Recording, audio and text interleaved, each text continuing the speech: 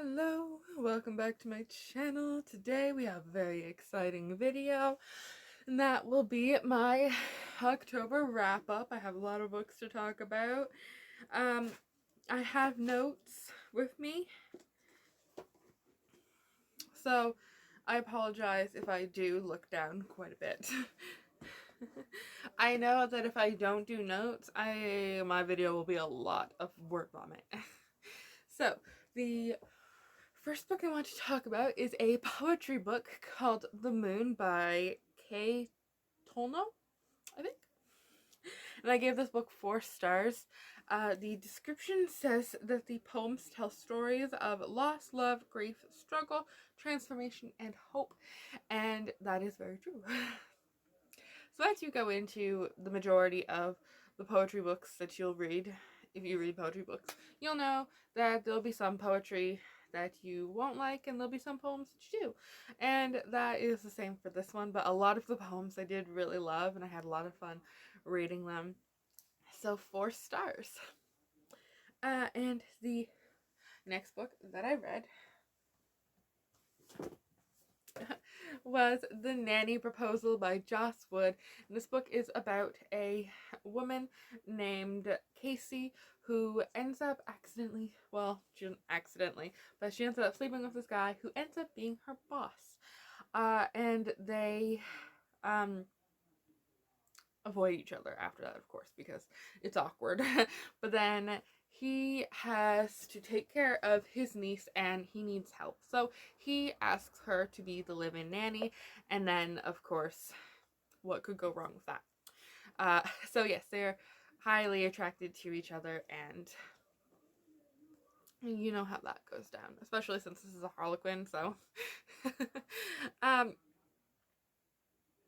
gave this book 3 stars. I feel like there's something else I wanted to say about this. Oh, yeah. I was a little confused when I was reading it because there's this sort of like imposter situation where somebody is being impostered. Is that you? I don't know. Anyways, um, and this is part of a series, and I didn't realize that it was part of like an imposter series, and it's about how this imposter, how many times can I say imposter in this video, affects other people's lives in the series. And of course, if I had started with the first one, I probably wouldn't have been so confused, but I was a little confused, so I gave it 3 stars. But overall, the relationship was really cool, and I did really love how Casey and this guy, Aaron, how his niece and Casey interacted. I love family in books. It's so, like, it warms my heart. Also, it's just really cute and I love it. So yeah, you'll see that trend throughout the series. This video. After that, I read Home Before Dark by Riley Sager, and this book is about a woman who lived, or well, as a child, she lived in this house that was haunted for like 20 something days, and her dad wrote a book about it, and then when she is 20, she has to go back and she's going to renovate the house and find out if this house is truly haunted like her dad says it is. And you get to read her chapters and then chapters from the book that her father wrote. And I thought that was really fascinating, and this book was really spooky to me. And the ending had so many twists that I was not expecting. It's the kind of book where you go into it and, well, you're getting like closer to the end, you have all these clues and stuff, and you think you know, but then another clue's added, and then you change your I don't remember the word is.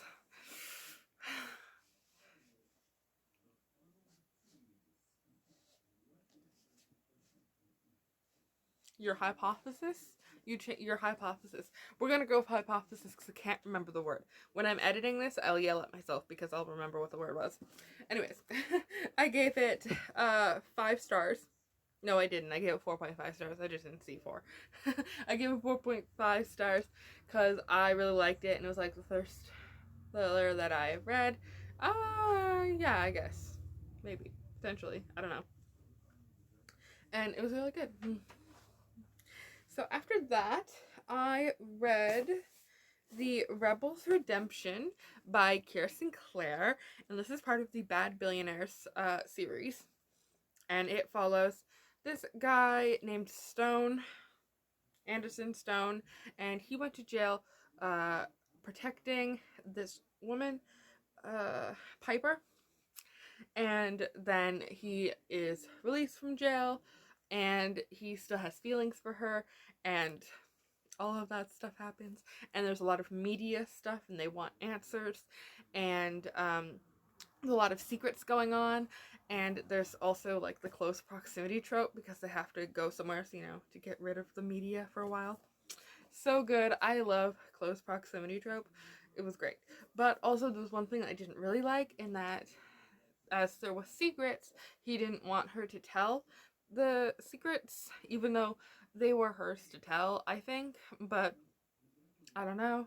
Maybe I'm thinking too much into it, because I can see why he wouldn't want her to tell, because of course he went to jail. But still, I don't know. I just think it was weird that he was. I don't know. I don't think you should tell people to not tell their own secrets, because it's theirs to tell. Anyways, after that, I read Mexican Gothic, which I have right here, by Sylvia Moreno Garcia, and I love this book. Okay, this book is creepy, like amazing, very gothic, as the name would suggest, very eerie, very atmospheric. I loved it. It was just so like kind of like goosebumps the whole time because it was super creepy. So basically this book is about this woman named Naomi or Noemi. I don't actually know how it's pronounced. When I was reading it as Noemi, but I don't fully know. Her cousin has married a man, and she has gone to go live with him at his house, and then her family is getting letters from her that kind of make them think that something fishy is going on, something not quite right is going on. So her father sends her to go check on her cousin, and it's so creepy. A lot of twists at the end I was not expecting. Like, I don't even know what I was expecting going into it, but it was not that. Like, I totally mind blown. Like, what even just happened, kind of thing. And it was amazing. I love it so much. So I gave this 5 stars. Amazing.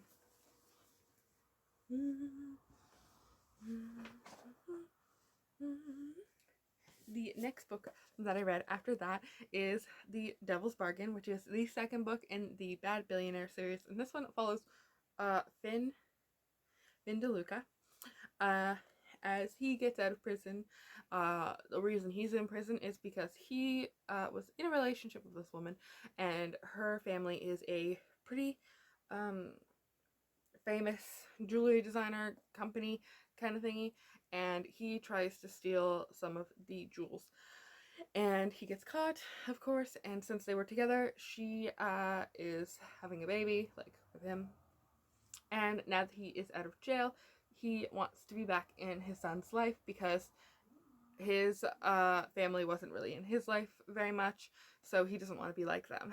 And I love this one so much, like, even more than, where did I even put it? I love this one even more than The Rebel's Redemption, just because I love kids and books. I love family. They were so, like, he was so good with her son, or, well, his son is his son too. So, he was just, it was so good. I loved it. Also, I loved that he was, like, really supportive of her jewelry business, because she is a jewelry designer, of course. And another thing I really loved is that when people have hobbies in their books and they're, like, really intelligent about their hobbies and they talk about it throughout the book, and I love that. I love hearing people talk about their hobbies. I just love it. I love it so much. I mean, I talk about my hobbies every day, you know, reading books, and I don't really talk about art a whole lot on this channel, but I do draw. Uh, so, yeah, I will listen to you talk about your hobbies like all day if you like want to talk to me. After that, I read a really, really exciting book. Oh, I should say, I gave this book 4.5 stars. Really good. Okay. Oh, and there was miscommunication at the end, so 4.5. We know how we feel about miscommunications. So the next book I read was The Alaskan Proposal. Oh, there's a sticky note on it. By Beth Carpenter. Oh my gosh. Okay.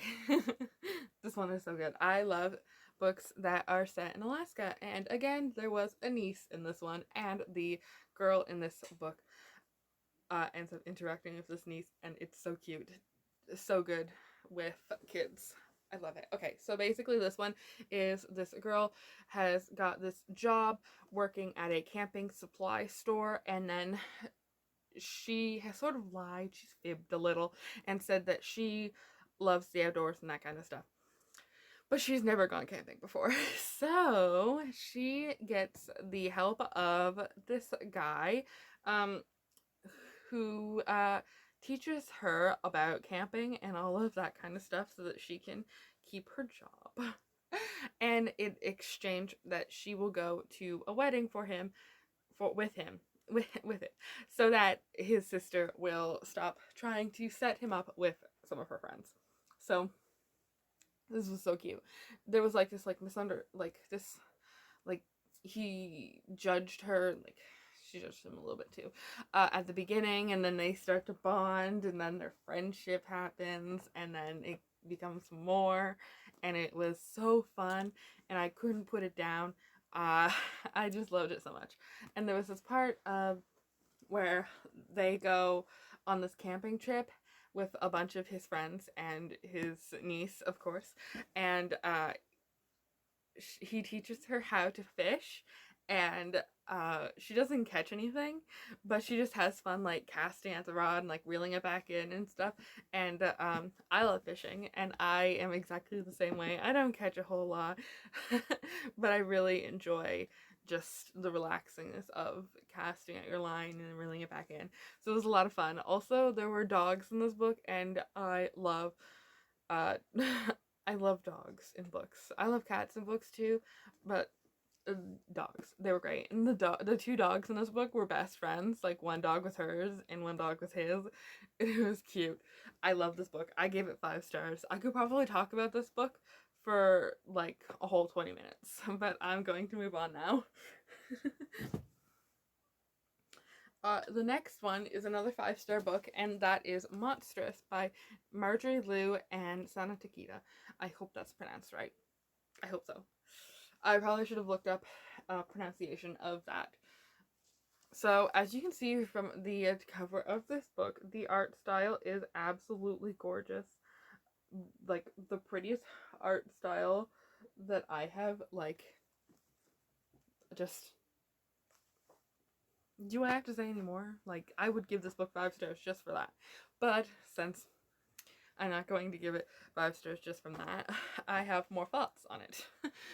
So I'm going to read it from here because I have notes about what this book is about. So, it is a story of a teenage girl struggling to survive the trauma of war while having a psychic link to a monster of tremendous power, and a bunch of people are after them. That is a really condensed summary of this book, because it's a lot more. It's very complex. It's very unique to me. I haven't really read a whole bunch of comics. I really haven't read any at all, really. I read some graphic novels, and I think this is a graphic novel. Yeah, maybe. Yeah, so I haven't really read that many, especially ones that are sci-fi fantasy. I've never read one, so I'm really excited about this one. So, as I said, it was really complex, and I thought that I would be lost, but I actually... I thought that I would be lost, but I actually wasn't, and it was very, very enjoyable. But one thing that I will say is that there is a lot of gore. It is very gory, very graphic. Um, and if you aren't able to handle reading things like that, I say that you probably should stay away from this one. But this one is so good. I loved it. I can't wait to read the next one because it was just so good and I have to know what happens next. I need more, especially because this art style is gorgeous and I want more of it. So, the next one I read, another graphic novel. I read Pumpkinheads by Rainbow Rowell and Faith Erin Hicks. And this one is just full of fall. This is just like fall jumped out at you. So basically, this guy and this girl have been working at this pumpkin patch every autumn of their high school career. And this is their last day at the pumpkin patch before they go to before they leave for college. So it's really sentimental, and they go on an adventure around the pumpkin patch to help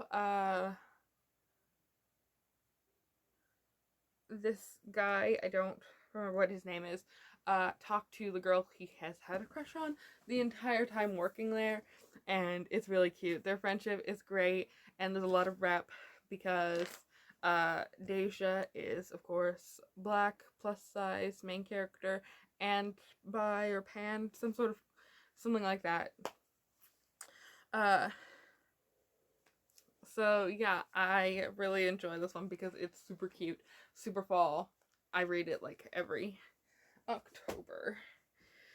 So the next one that I read was You Must Not Miss by Katrina Leno, and this one is basically this girl has gone through a lot of trauma, a lot of bad things have happened to her, so she starts writing in this journal, and she has created this world called Near, and it's basically her town, but just like the perfect version of her town, and suddenly it appears in her backyard.